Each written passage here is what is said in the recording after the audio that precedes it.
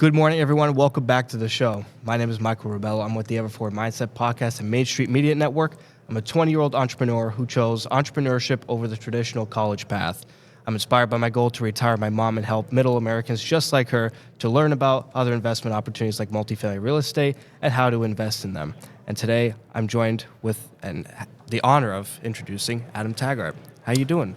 I'm great, Michael. Pleasure's all mine. Oh, pleasure's all mine. But anyways, if you don't mind, I'm going to introduce you to our audience really quick. Sure. So Adam is the founder of Thoughtful Money and is a financial educator who's dedicated his career to helping people build real wealth. He studied at Brown University and earned an MBA from Stanford Graduate School of Business, worked as a Wall Street banker, and later as head of marketing for Yahoo Finance. That is an impressive career. Good Lord. Please don't hold it against me. But I would love to dive into that of like your, I guess, evolution from where you started all the way to where you are now with Thoughtful Money and kind of your mindset and how that all changed. So kind of like walk us through almost like a timeline or your story. Sure. Happy to do that. And I'd love to talk about this. Most people just want to talk about what they think the market's going to do next. I actually love talking more about the mission. And speaking of the mission, I really love the mission of your platform. I just heard you state it there, and it's actually not that far away from mine. So, and I love the fact that you gave a nod there to your mom, who actually I just met before we sat down here. And my origin story is sort of rooted in my mother as well. So my parents got divorced when I was very young. I don't even remember the divorce. I was so young. So I grew up in a household run by a single mother who, like most Americans, was taught really nothing about money in school. You know, it's so funny. We value education as a society, and we should. And you ask somebody, well, okay, why do we value education? And they'll say, well, because I think I'll have a better life if I get educated. Okay, Right. Great. Well, what do you mean by having a better life? And for most people, it's like, well, I'll probably make more money, right, and be able to do more things, right? But if you think about it, how many classes did you have in high school, right, that taught you about money? Well, very few. How it's created, just practical things like, hey, at some point in your life, you're going to have to get a mortgage. This is how a mortgage works. This is how you should think about managing debt. We just don't teach people the practical basics of financial literacy. So anyways, I saw my mother as a child growing up in the household being very stressed about money, honestly making a lot of poor decisions around money that limited her options in life. And as I grew up, I said, you know what, I personally don't want to be trapped like that by money. I'd like to try to help my mother get out of this trap. But more importantly, I'd like to help other people avoid falling into that same trap. And what's interesting is, so I went to some pretty big name schools. You mentioned Brown, and then got my MBA at Stanford. In neither of those environments was I given a basic practical class about money either. And I then went to Wall Street, where I got a front row view how Wall Street really just exists to serve its own interests and not those of its clientele. So I really began wondering, like, well, how do we help people? How can we actually get people better educated about financial literacy? I then went to Yahoo Finance, and this was back in 2001, and I saw the potential of this new medium, the internet, to bring people what I call sort of a much more financially nutritious information at scale for very low cost, or in a lot of cases, increasingly free. And so to me, that was sort of where the tumblers clicked. And I said, you know what, there's an opportunity for this new medium to really help us reach a lot of people affordably at scale. And what has happened in the years since is I think more and more people, as we've gone through these successive booms and busts, dot-com bubble, housing bubble, and now we're in the everything bubble, where they have begun increasingly realizing that I'm not getting served by the mainstream financial press, right? I turn on CNBC, no matter what happens, they're basically encouraging me to buy stocks today. Why? Because their big advertisers are these big ETF companies, and so they want people to go out there and buy stocks. Right. And if you watch CNBC, even if they have a really qualified guest on, they give them, 2 minutes, maybe 3? So you're pretty much just getting a soundbite. You're not really getting detailed, nuanced insight that you can actually use to inform your investing strategy. And so that's why I then turned to say, look, I think there's a role for long-form exposition to help regular people crawl in the minds of the experts of money and understand what they think. That used to really only be limited to the big Wall Street firms. It was the purview of the the big banks, the big Wall Street power brokers. Now we're able to democratize that. We're able to give the regular person access to true experts, but we're able to give them the time to really share the full outlook and views that they have and how that translates into an investing strategy.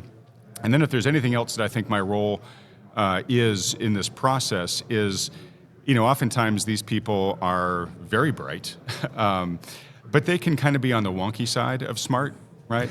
And so my job is to sort of be the everyday translator, right? Which is, okay, so I just talked to this former economist for the Federal Reserve. He just pulled up a bunch of charts, mentioned some big words. Here's what I think that means for the regular person and what you can take away from it. So we're in this new era, I think, of really democratizing financial literacy for the regular person. I'm honored to play the role in my corner of the internet to do this, and I'm so glad that there's a new vanguard of talent like you coming up to take over. Absolutely, and you are the inspiration, the reason why there's people like me coming up to the forefront, because you're so right. You touched upon it with the school system and the education system. I come out of high school, and I loved my business and finance courses. In fact, I still am in touch with my business and finance teacher. I was actually told in my junior year that I had to stop taking those courses because I had to fulfill my arts and music requirement. So what that meant, I had to take the history of rock and roll instead of learning finances and the S&P 500 and different market waves. Telling my mother that, I was like, oh boy. Because she loved it when I talked about business and finance, and she loved how I was just growing into this entrepreneur, almost like this baseline, and just to build up from it. And just to do the history of rock and roll, I mean, we're not even taught cursive anymore in school. What are we doing? So it was just aggravating me. And that's why I'm teaching, for example, in my introduction, more people about multifamily syndications, different investments, gold, silver, copper, uranium, didn't matter, oil. But I know we're kind of coming up short, but I would love for you to kind of talk about how important it is to be that translator and kind of translate into the everything bubble and how we could boil that down into how it affects Main Street America, middle-class Americans, and how can they watch out for these bubbles and what to do about it. Sure. So I think the first thing I would encourage people to do is to really lean into learning, right? You're more than welcome over on my channel at Thoughtful Money. Obviously, watch Michael. But wherever your interests lie in terms of first start with your goals, figure out what you're shooting for here, but then look for information sources that can give you that sort of financially nutritious information I was talking about to help you be smarter about the things that interest you, so that you can build a more informed program to get there. I think that's kind of, I could have offered that same advice 50 years ago, I think, to people. What I think is really important about the moment we're in, especially if you are a younger person, is I think the playing field is more slanted against you now than it has been at probably any time in my lifetime.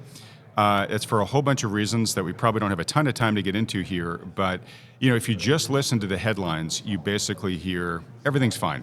Stock market at all-time high, economy's growing again, unemployment's low. It's a great time, a great time in America. And it is if you have assets.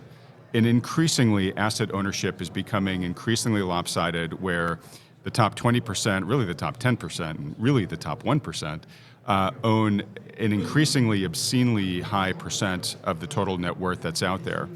And everybody else is getting sort of increasingly slowly left further and further behind.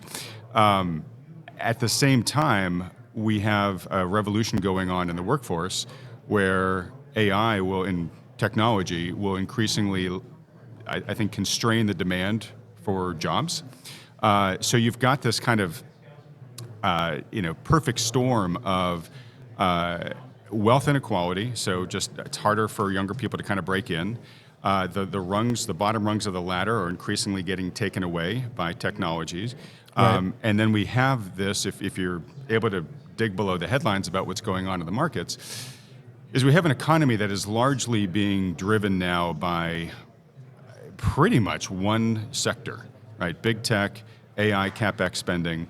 And that's reflected in the markets as well, which is we've got virtually all the earnings growth being driven by basically 10 companies.